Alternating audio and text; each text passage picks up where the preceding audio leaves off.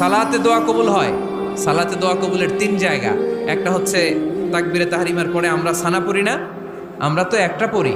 আল্লাহর হাবিব সুন্নাহ এবং নফল নামাজে আরো পড়তেন সানা, ওই দোয়া কবুল হয়। দুই নম্বর জায়গা সালাতে সেজদায় পড়ে দোয়া করলে কবুল হয়।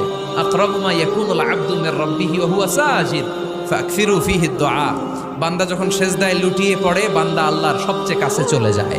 তা কিন্তু বিশ্বনবী বলে, সেজদাটা তোমার রবের কুদরতি পায়ের উপরে পড়েছে। সেজদায় পড়ে দোয়া করেন। সালাম ফিরানোর আগে বিশ্বনবী দোয়া করতেন, লা ইউসাল্লিমান্না আহাদুকুম হাত্তা ইয়াতাআওয়াযা মিন আরবা'a।